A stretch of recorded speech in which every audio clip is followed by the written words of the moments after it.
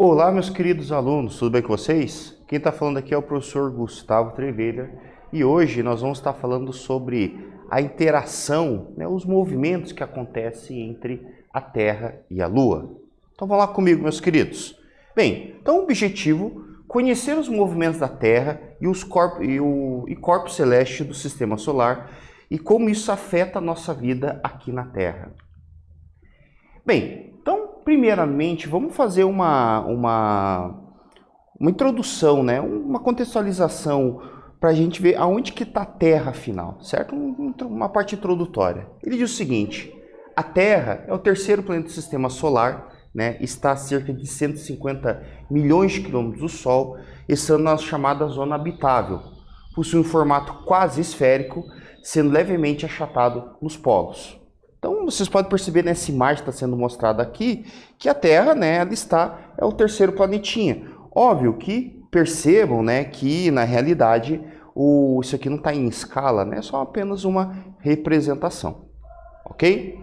Bem, na continuidade, vamos falar sobre os movimentos da Terra. Você sabia que a Terra tem 14 movimentos? Diz assim, pô, professor, eu só aprendi lá na parte de geografia, nas matérias que tinham rotação e translação. Pois bem, a Terra ela apresenta ao todo 14 movimentos. Eu vou listá-los aqui para vocês poderem ter uma noção do nome deles. Então nós temos a rotação, a translação, a precessão, a nutação, o deslocamento do periélio, obliquidade do epícicla, variação da excentricidade da órbita, movimento de centros de massa Terra-Lua, movimento em torno do centro de massa do Sistema Solar, movimento das marés, perturbações planetárias, movimento helicoidal, rotação junto com a galáxia e translação junto com a galáxia. Meu Deus do céu, quanta coisa, olha, mas é louco. Mas o que nós vamos estudar aqui basicamente são os movimentos conhecidos, que é a rotação e translação, certo? Então, assim, desses 14 movimentos, apenas a rotação e a translação influenciam fortemente a nossa vida, e os outros nem tanto. Bem, eu vou dar algumas características gerais dessa questão da rotação. Bem, rotação é o movimento da Terra ao redor do seu próprio eixo. A duração da rotação da Terra é de 23 horas, 56 minutos e 4 segundos, no sentido anti-horário, ou seja, ela é de oeste para leste. Politicamente, esse tempo é arredondado para 24, para ficar um pouco mais sossegado e um pouco mais ajustado ali com relação a esses quebrados, Bem, consequências da rotação. Primeira coisa, a questão da divisão do dia à noite, fundamental, propiciando a perpetuação da vida em praticamente toda a superfície da Terra. Os dias e noites permitem o uso do fuso horário, provocam achatamento nos polos e um bojo na região do equatorial, e correntes marítimas sofrem desvio para o oeste. Então veja que são as consequências do movimento de rotação. Bem, para auxiliar a geolocalização, foram inseridas linhas imaginárias, semelhantes a um plano cartesiano, sendo o eixo horizontal chamado de linha do Equador e vertical chamado linha meridiano de Greenwich. Então a longitude sinaliza a passagem das horas, a distância entre cada linha vertical da figura que vocês estão vendo aqui, nesse caso é de 15 graus, e sinaliza a passagem de 1 hora, certo? Então veja que louco, como o movimento de rotação ele influencia nossas vidas. Então a nossa noção de tempo, localização está praticamente toda relacionada com o movimento de rotação, ok? Bem, nesse momento eu vou fazer com vocês uma atividade, certo? Observe aqui no vídeo comigo. Vimos que a Terra tem linhas imaginárias de longitude, que servem para registrar as horas. Considerando que a circunferência da Terra na linha do Equador é de aproximadamente 40 mil quilômetros, quantos quilômetros a Terra tem que girar ao redor do seu eixo para que em um determinado ponto se passe 1 hora? Entenderam a jogada? Eu vou dar um tempinho para vocês poderem ler essa pergunta novamente, tirar as informações importantes e daqui a pouco a gente volta para responder.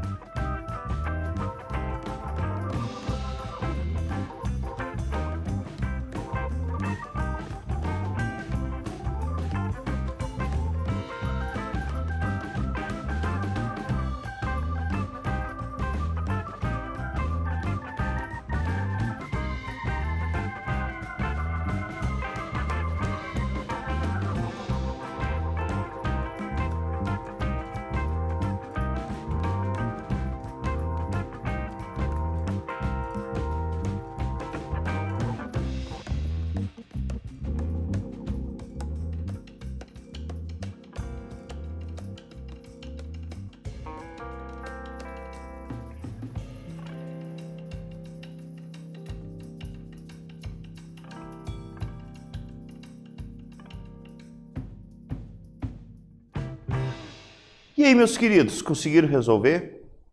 Eu acho que vocês fizeram por regra de 3, certo? Certeza, né?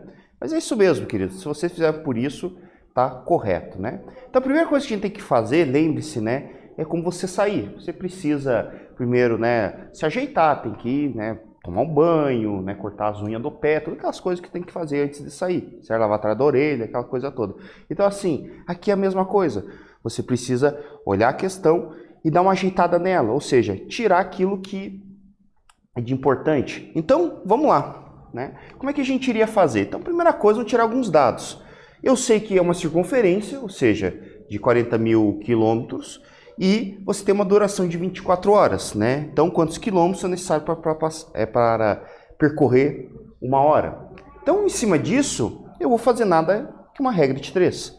Então, nós teríamos o seguinte, que 40 mil é igual a 24, da forma que x é igual a 1. Ou seja, se eu sei que ela percorre 40 mil quilômetros em uma hora, então quantos quilômetros ela percorre, x, em uma hora? Simples, certo?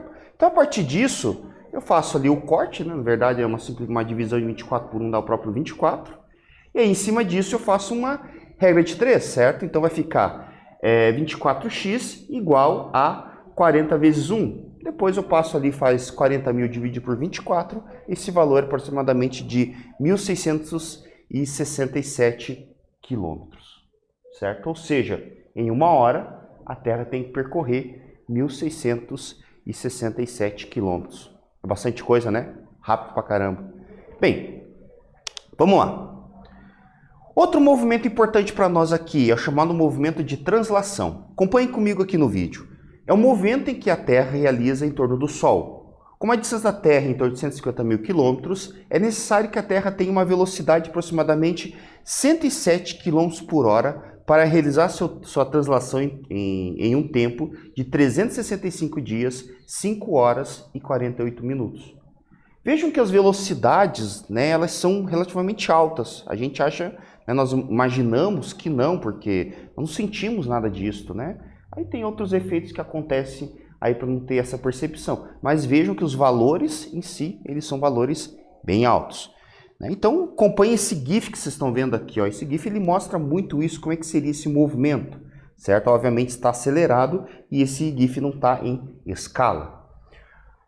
Então, Kepler afirma que a rota da Terra é elíptica, sendo que o Sol ocupa um dos focos. Né? Lembrando, é aquela história lá da primeira lei de Kepler, que a gente já viu nas aulas anteriores.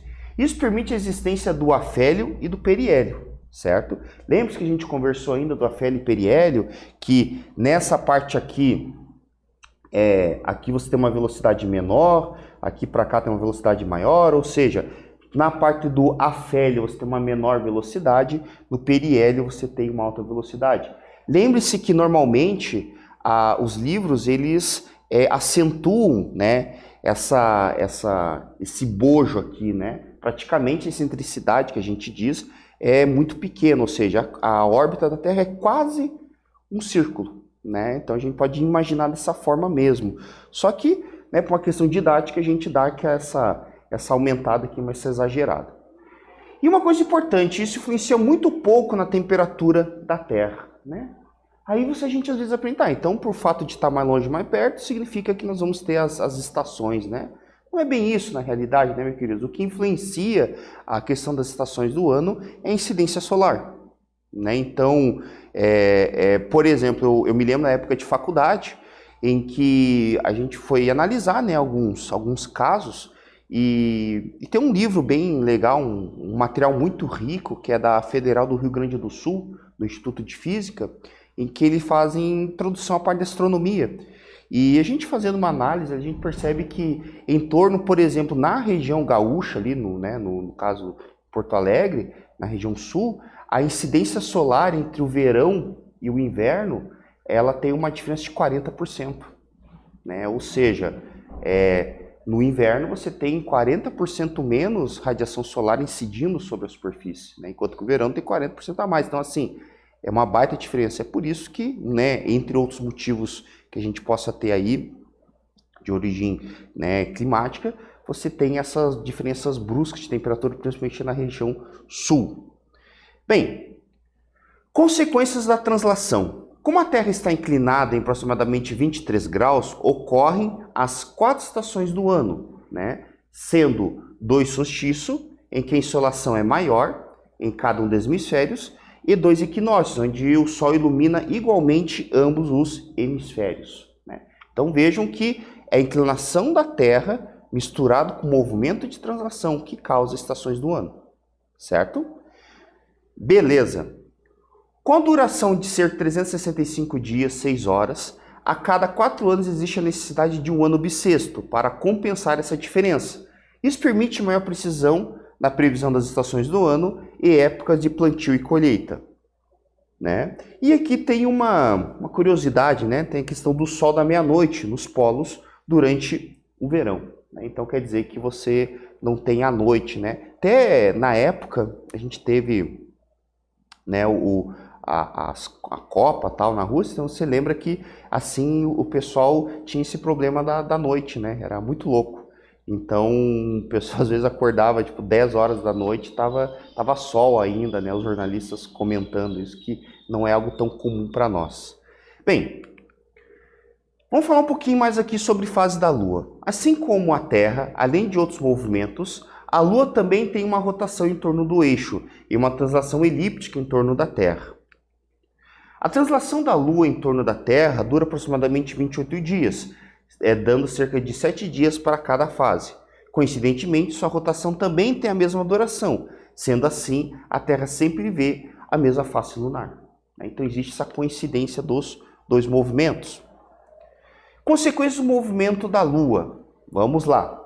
Esse GIF eu quero que vocês observem muito bem essa imagem aqui. Esse GIF ele é muito rico, né? Então, a primeira coisa é a questão do eclipse solar e eclipse lunar. Vejam que, para que o eclipse ocorra, né, independente de qual, ele precisa ter um alinhamento entre o Sol, a Terra e a Lua, né? Então, eles têm que estar, de alguma forma, alinhados. Esse alinhamento ele vai acontecer quando você tem a Lua nova e a Lua cheia. Então, você pode perceber que nessa situação que está sendo mostrada no GIF aqui, né, a Lua vai se movimentando. E quando você tem a Lua nova, você tem o eclipse solar. Quando você tem a Lua cheia, você tem o eclipse lunar. Ok? Então, são fases bem distintas em que você tem o movimento da Lua. E aí tem algo que é bastante importante, que é o efeito maré, né? Eu quero que vocês observem também bem esse GIF aqui, né? Esse GIF ele é bastante rico. Vejam, né? A Lua, ela se movimenta, né, em torno da Terra, como a gente já sabe, e consequentemente, devido à ação gravitacional, a Lua acaba atraindo, né, a água ali e fazendo esse bojo que vocês estão vendo aqui, certo? Esse bojo característico. E enquanto a Lua vai movimentando, o bojo vai atrás. Só que a gente tem que lembrar que a Terra, ela também está girando, ou seja, ela está fazendo seu movimento de rotação. Então isso faz com que você tenha, né, as marés em períodos relativamente bem descritos, né? Então vejam, a força da gravitacional da Lua exerce influência sobre o nível dos oceanos. Quando a Lua está na fase cheia ou nova, isto é, o alinhamento com o Sol, a maré tende a ser mais intensa. Então, ó, essa imagem ela mostra bem certinho como é que funciona, né, essa parte. Bem, uma curiosidade, né? A Terra também faz um movimento de efeito maré na Lua. Sabia? Daí você fala assim, tá, mas não tem água lá, né? Pois bem, se você for analisar por que a Lua sempre está com a mesma face, né, coincidindo aqueles movimentos, é por causa do efeito maré, né? Isso é uma questão de hipótese, teorias, né? Acredita-se que no início da formação da Lua, né, você tinha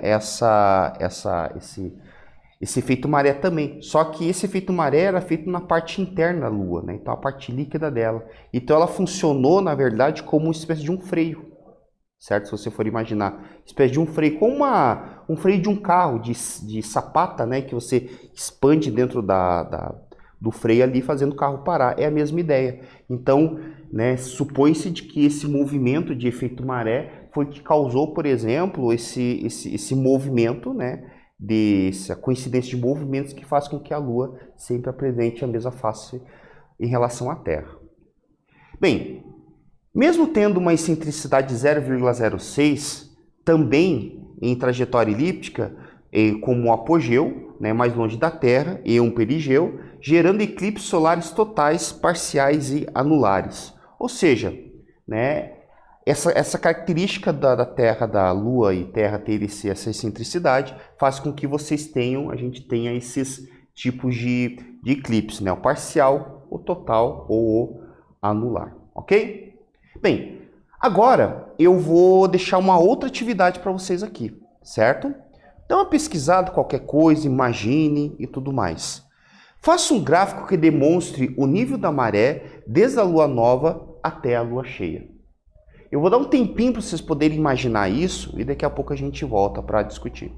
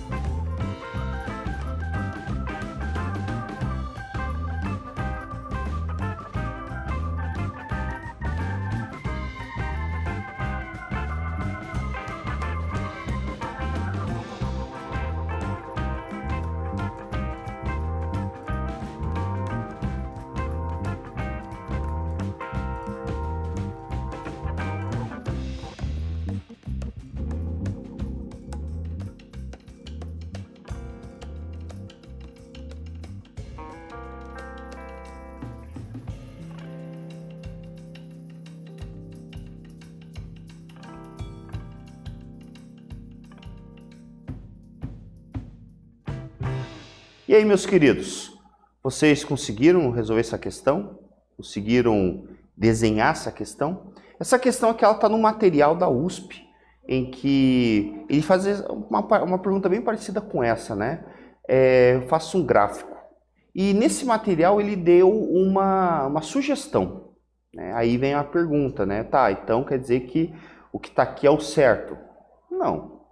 É pedir um gráfico, um esboço, né? Uma forma de você representar a diferença de níveis entre as luas, né? Entre as fases da lua com a maré. Então aqui, ó, tem um bom exemplo, né? Então se perceba que na lua nova e na lua cheia, né? Como foi dito, a maré ela é mais intensa. Então a representação dessa intensidade, ela está representada por essa linha que vocês estão vendo aqui, essa linha vertical e em forma de zigue-zague, né? Então é uma espécie de uma ondinha. Então você vai percebendo que ao longo que a lua vai mudando, por exemplo, de nova para crescente, a tendência da maré é começar a diminuir sua intensidade. Ela existe, mas vai diminuindo. Depois que ela vai decrescente para cheia, você vai percebendo que a tendência do nível da maré é ir aumentando, né? Da mesma forma, quando ela passa da cheia para o quarto minguante, a intensidade dos níveis de marés também vão diminuindo e assim recomeça todo o ciclo. Ok? Bem, para saber mais, né, uma parte bem interessante aqui. Sabia que existe um experimento simples que demonstra e verifica a questão do movimento de rotação da Terra? Né? Esse é o chamado pêndulo de Foucault, que é uma ferramenta que permite fazer a verificação experimental. Se você digitar na internet, aí, Davi, você vai perceber que existe vários vídeos que fazem esse movimento aqui. Ok?